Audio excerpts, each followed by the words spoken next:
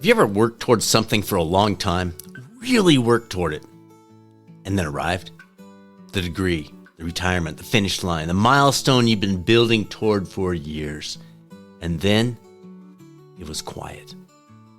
The structure that had organized your days, shaped your decisions, and given you a clear sense of direction, gone.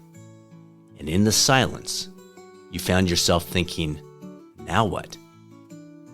That feeling, the disorientation of the open field after a lifetime of fences, might be one of the most under-discussed experiences of life's second half.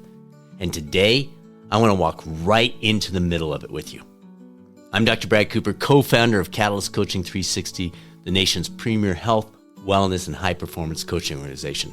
Launched, and here's a little trivia for you, the same year as the iPhone. As I enter my 60s, I'm also your fellow traveler on this journey through life's second half. This phase of life is different, but as we lean into the available purpose and possibility, we can help make this world a better place. So let's talk about what happens when the map disappears and what we can do next.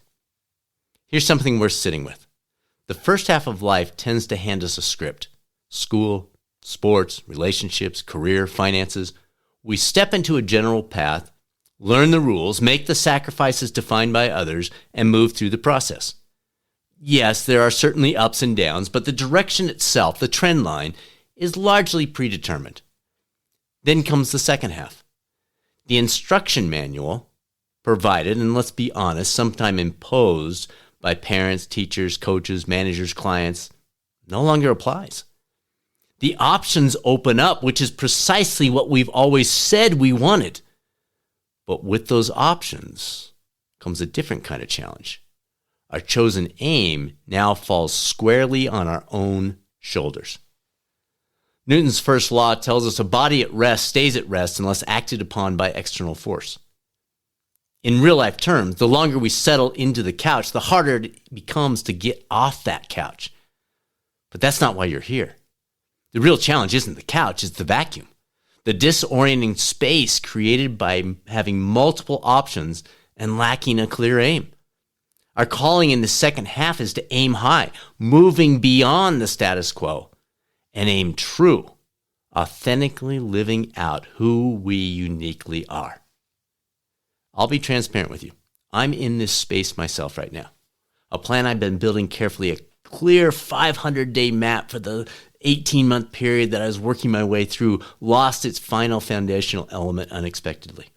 And just like that, that map no longer applied. I found myself drifting, passing the time instead of investing it.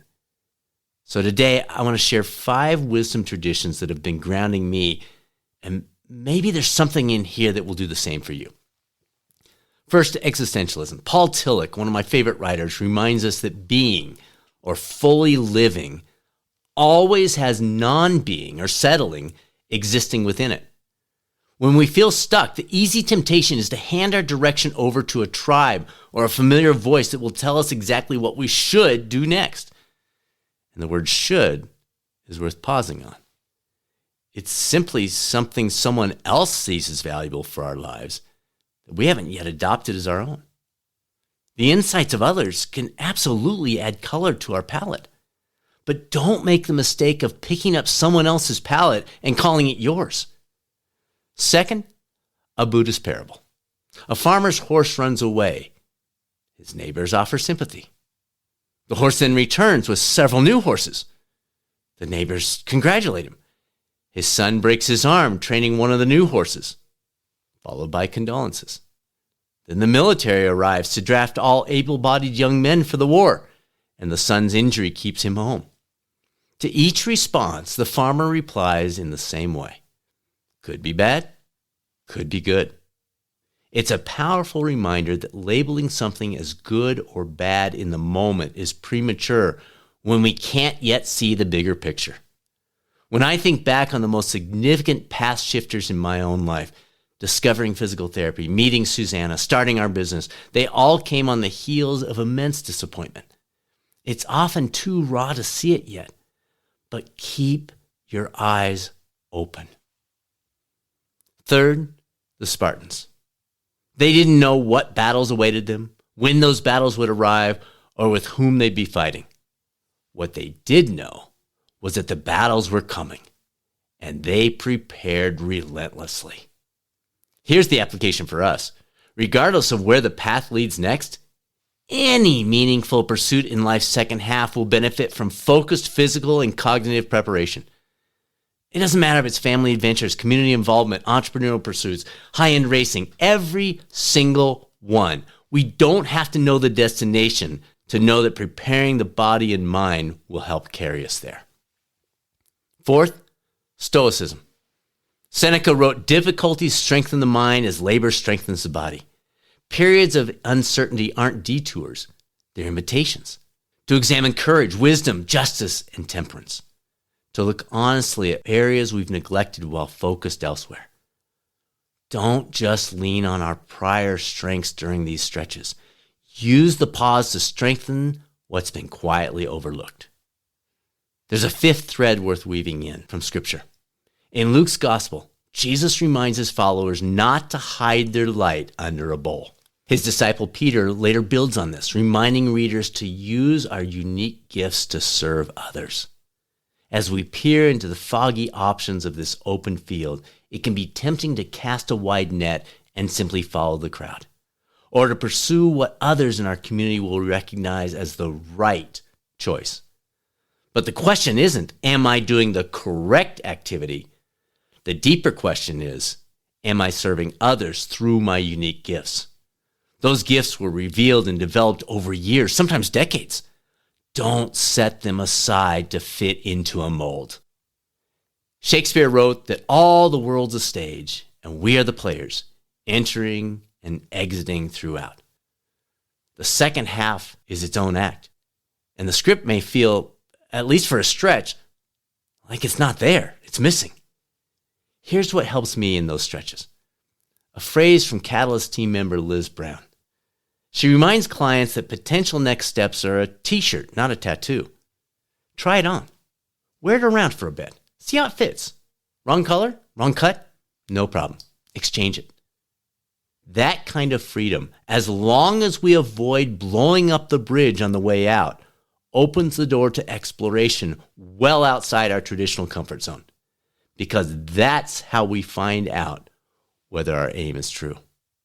The script may be smudged. The discouragement may be running high. The clarity might be lacking. That is precisely the time to pause, reflect, establish solid footing, and fix our aim. Yes, it's far easier to shake our head, sit back, and let others determine our path. But that's not what we're here to do. We're not done yet. And with each step forward, the chaos settles, the horizon clears, and we stand firm, aiming high and aiming true. Thanks for joining me here on the Not Done Yet podcast. We've got a trio of prompts for you here, but I just want to say I'm excited about our journey ahead and the impact that we together can have in the world as we shift expectations, lean into possibilities, and live with intention. Here are the 3 prompts that you're getting used to me throwing out here at the end of these things to maybe create some conversation with a friend or a spouse, family member. Maybe it's a journaling prompt, or maybe it's just something that you can take a spark and turn it into a flame. So here you go. Number 1, the open field. Think about the last time you found yourself in the disorienting quiet after achieving something significant, or after something you'd planned fell apart. How did you respond? Did you drift toward the nearest ready-made answer? A tribe, a should, a familiar default? Looking back, what would it have looked like to pause a bit longer before reaching for the next thing? Number 2, could be good, could be bad.